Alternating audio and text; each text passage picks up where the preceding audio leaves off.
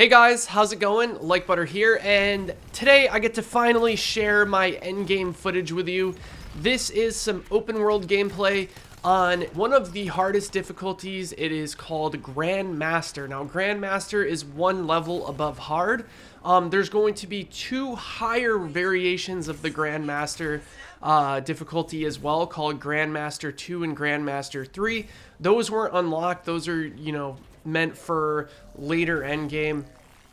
But I want to talk about all the endgame stuff in this video and kind of give you guys an idea of what the endgame is going to be like, because for most of you who know, RPGs are all about that endgame. You're going to play through, you're going to get your character to max level, most likely only one time, and then you're going to want to see what it has to offer after that, because those are where you're really going to put the chunk of hours into it. For example, like the Division 1, or if you played Diablo, even Destiny is starting to add quite a bit of endgame now. The endgame is the most important if you want the game to have longevity. So this gameplay here, you're going to notice the enemies are going to be a lot harder to take down. They're going to have higher health pools. They're going to have regenerating shields. They're going to do so much more damage than they were at the lower difficulties. And I honestly think that this difficulty felt a lot better than, hard or normal did. And I think people are going to enjoy the gameplay at level 30 a lot more. So that gets me to my first point. Level 30, once you hit that, you are technically at endgame. Now, as far as I know, that is the max. I'm assuming they will eventually increase that, at least I would hope so. And that's when you kind of start doing the endgame activities. Once you start getting like that power level 40 to 45-ish, that's when you're really going to start, mowing through some of these harder enemies. And it's going to make the Strongholds a lot more difficult. I saw a couple teams that took them like 2 hours to get through the first Stronghold on GrandMaster. But of course, you're going to get better rewards. So I want to talk about what they did to kind of have you working for things in the end game, right? And also talk about some of the, things that I'm worried about that could kind of get a bit stale over, a period of time. And we're gonna basically lay that all on the line right here in this video. I'll have more footage for you guys, like more GrandMaster footage after this video, but this video I kind of just wanted to get down to the nitty-gritty and talk about specifics. So what are you going to do in the end game? So basically, you're going to be playing at the harder difficulties. Now, they didn't specify if you're going to be able to play through like missions again. I hope they do that, because the thing that I'm most worried about is that if there's activities in the end game, and the only thing different, like difference-wise, is the difficulty, I feel like people are gonna get really bored of that. But that's how looters are. You're basically doing the same missions over and over again at the chance of getting different loot. Now, I'm not sure if the open world in Anthem has enough to offer to keep people interested. There also needs to be some endgame activities. It's been said a few times, and I think it's been confirmed by the developers, that there's only 3 Strongholds at launch, 2 of which you can play in the demo, or I think you can only play 1 in the demo, but we were able to play 2 of them in this build. And also there's 1 other after that. They need to add a lot more Strongholds. They need to add raids, in my opinion, where it's like, I don't know, 5, maybe like 6-man squads going up against like really powerful enemies and really hard endgame stuff.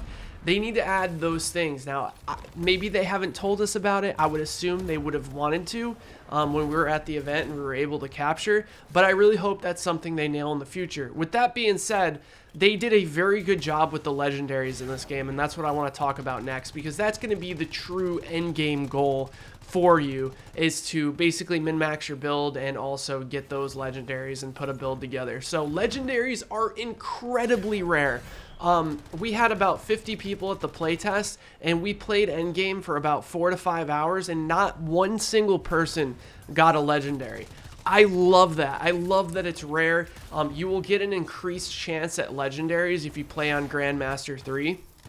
So each Grandmaster difficulty it'll increase the, the health, it'll increase the shields, it'll increase the difficulty, but it'll also give you a higher chance at better drops. So if you really, really want to get those legendary drops, you play at Grandmaster 3, but you're going to have a pretty damn well put together team in order to do that.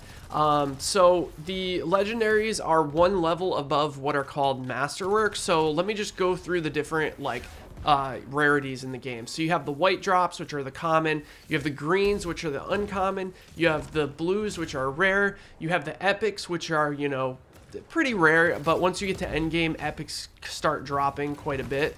Then you have Masterworks, which is like this orangey color. I'm not sure if you're going to be able to see me get a Masterwork drop in this specific video, but in future videos you will see it. I did get a couple of them. You're seeing me, fly in towards this epic here. And then above that, which is apparently like a bright yellow color, is legendaries, and legendaries are the rarest thing in the game. And the cool thing is that legendaries actually has random rolls, so you might get the legendary you want but not have the roll that you want for a specific build, so it'll keep you grinding for those legendaries. And I think the way that they have the loot set up, they did a fantastic job with making you feel like you get a ton of loot, and all the different, like, mods and variations of your characters are awesome. And it makes you feel and play different. Like, you guys are watching me play Storm, but it's probably looking a lot different than my last Storm gameplay because I have two different abilities.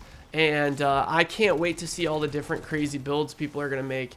And I honestly think that the end game is a lot more enjoyable than, how it is at level like 10, 12 or whatever. Even though I still enjoy the game at level 10 and 12, like once it starts getting really difficult, it really gives you motivation to try to start min-maxing your build and get better stuff and become more powerful and play more as a team. I feel like on hard mode and normal, you guys can kind of just run around and do whatever. You don't have to even really think about too much. But I'm telling you, I didn't even get a look at Grandmaster 2 or 3. I'm assuming it's going to be crazy, but if any EA or BioWare developers are watching this video, I highly recommend you guys really start pumping some time into some endgame activities, because I really don't know if the open world is going to appease enough people. Like, we need to be able to play back through the story missions, maybe have like dailies and like weekly challenges that make us want to go back and play through the story again, to give us a little bit of variety. If it's just Strongholds in the end game and open world, I don't know if that's going to be enough to keep people like tied over. Like, I think people are going to get really bored of that, and I hope that there are many more end game activities that we haven't heard about yet, or if not, they're working on those now, because I don't know, I give this game a few weeks after people start getting a little bit bored of running the same missions, if the things that we saw were all that's in it, right? Because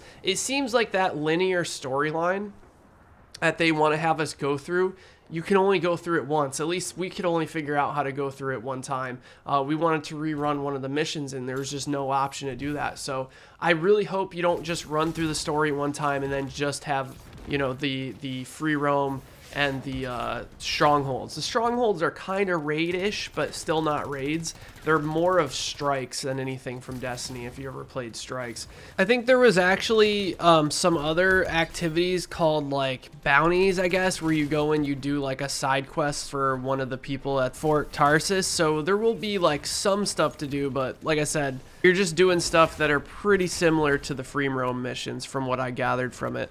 So I'm really hoping that in the future they add some raids to Anthem. Give us some like 6-player, squad raids with crazy bosses, and I think they hopefully they get the funding from this game. This game gets enough, popularity for them to really be able to give us some crazy endgame activities. There's so many things that they could do.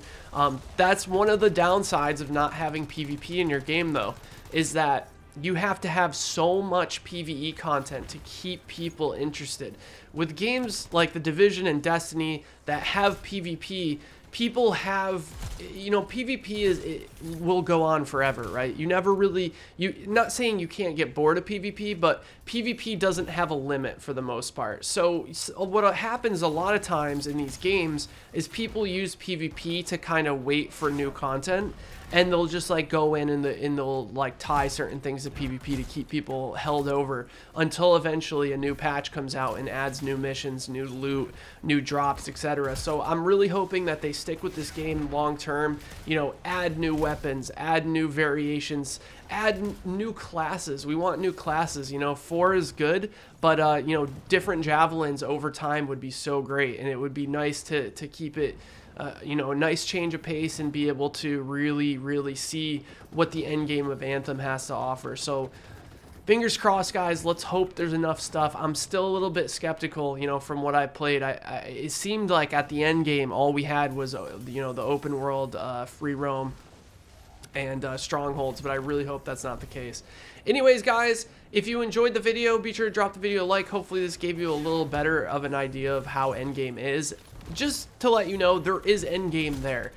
The question is, we just need to see how much, and maybe over the next couple of days, maybe even over the next weeks leading up until Anthem's release, we'll get more info about what they plan to, you know, really give this game the beefiness it needs to keep people playing it for 1,000, 2,000, maybe even 3,000, 4,000 hours.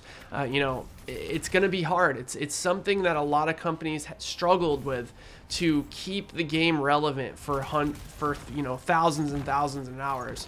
And let's just hope that they can do that, and let's just hope that there's constantly new stuff for us to go for. And you know, like I said, add new missions, add new things to do, add new activities. There needs to be other things if we don't have PvP in order to get loot. So anyways, thanks for watching, guys. Hopefully you enjoyed this. I'm excited. I'm going to be playing the open demo today. I'll be streaming it if you guys want to come over there. Twitch.tv/LikeButterLive. I'll be streaming it the majority of the day. So thanks for watching, and I will talk to you guys in the next one. Take care, everybody.